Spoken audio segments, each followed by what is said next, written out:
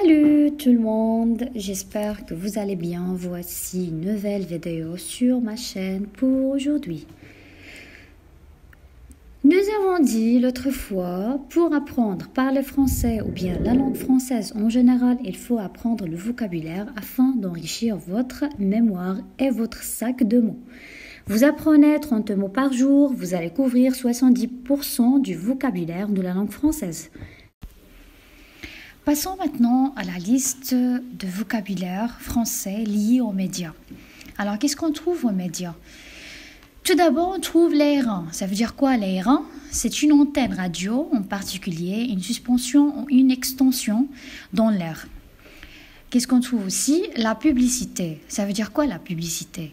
La publicité, c'est une forme de communication qui tente habituellement de persuader les clients potentiels d'acheter ou de consommer plus d'une marque particulière de produits ou de services. De nombreuses publicités sont conçues pour générer une consommation accrue de ces produits et services grâce à la création et au renforcement de l'image de marque et de la fidélité à la marque. Aussi, on trouve le blog. Ça veut dire quoi un blog? C'est une contraction du terme journal web. Est un site web habituellement maintenu par un individu avec des entrées régulièrement de commentaires, des descriptions d'événements ou d'autres documents tels que des graphiques ou des vidéos. Les entrées sont généralement affichées dans un ordre chronologique inverse. Le blog peut également être utilisé comme un verbe, ce qui signifie maintenir ou ajouter du contenu à un blog. Beaucoup de blogs fournissent des commentaires ou des nouvelles sur un sujet particulier. D'autres fonctionnent comme des journaux en ligne plus personnels. Blogosphère. Ça veut dire quoi la blogosphère? C'est un terme collectif englobant tous les blogs et leur interconnexion. C'est la perception que les blogs existent ensemble comme une communauté connectée ou comme une collection de communautés connectées ou comme un réseau social. Diffuser. Ça veut dire quoi la diffusion? La diffusion est la distribution de signaux audio ou vidéo qui transmettent des émissions à un public. Le public peut être le grand public ou un sous-public relativement important comme les enfants ou les jeunes adultes. Les programmes de télévision et de radio sont distribués par diffusion radio ou par câble, souvent simultanément. Aussi, on trouve la colonne. Ça veut dire quoi une colonne?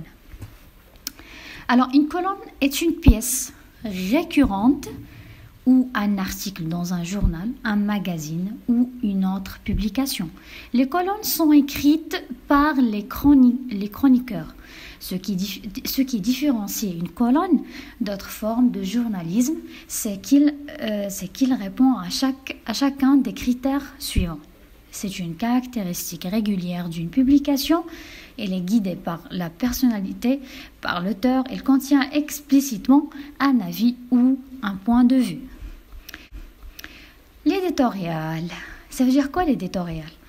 L'éditorial, c'est un article de premier plan, est un article dans un journal ou un magazine qui exprime l'opinion de l'éditeur, du comité de rédaction ou de l'éditeur. Le comité de rédaction est un groupe de rédacteurs généralement dans une publication imprimée qui dicte le ton et la direction que les éditoriaux de la publication prendront dans une grande partie du monde anglophone. Les éditoriaux ne sont généralement pas écrits par les journalistes réguliers de l'organisation de nouvelles, mais sont plutôt créés collectivement par un groupe d'individus. Politique high-tech. Ça veut dire quoi la politique high-tech? Le système politique américain actuel dans lequel le comportement des citoyens et des décideurs ainsi que l'agenda politique lui-même est de plus en plus façonné par la technologie. On trouve aussi le journalisme d'enquête. Ça veut dire quoi? C'est l'utilisation de méthodes de déclaration de type détecteur pour déterrer des scandales. Le journalisme. Tout d'abord, c'est un art de transmettre des nouvelles, du matériel descriptif et des commentaires via un éventail élargi de médias, ce qui inclut les journaux, les magazines, la radio et la télévision, Internet et plus récemment le téléphone portable. Les journalistes, qu'il s'agisse d'écrivains que aussi des rédacteurs ou des photographes, diffuser des présentateurs ou des producteurs, servir de fournisseurs principal d'informations et d'opinions dans la société de masse contemporaine. Les nouvelles sont ce que les consensus des journalistes le déterminent. Aussi, on trouve les médias de masse. Ça veut dire quoi, mass média? Mass média comprend tous les outils que nous avons pour communiquer avec un grand nombre de personnes. Télévision, radio, films, services en ligne, magazines et journaux. Tout transporte des messages qui atteignent des masses de personnes à la différence des lettres.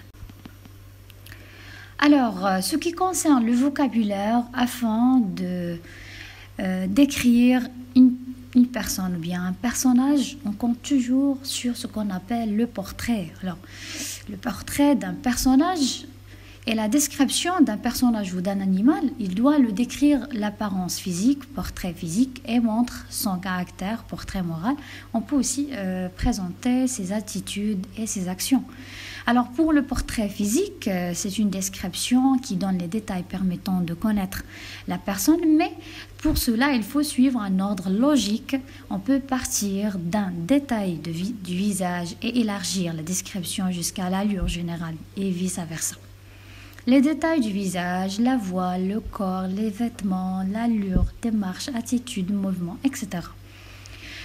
Pour le portrait moral, c'est une description morale dont des détails sur le personnage permettant de connaître quoi? Son caractère, ses qualités, ses défauts, sa manière de s'exprimer et ainsi de suite. Pour réussir un portrait, il est nécessaire tout d'abord de respecter un ordre logique pour les éléments de la description physique.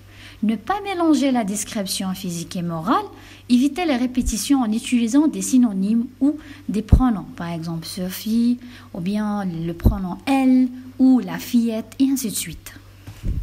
Voilà. Alors, je viens d'arriver à la fin de la vidéo. J'aimerais bien continuer, mais ça va vous ennuyer parce qu'il y en a beaucoup de choses à apprendre. À chaque fois, en donnant des termes, des nouveaux termes, et ça va nous faciliter l'apprentissage pour ne pas compliquer les choses.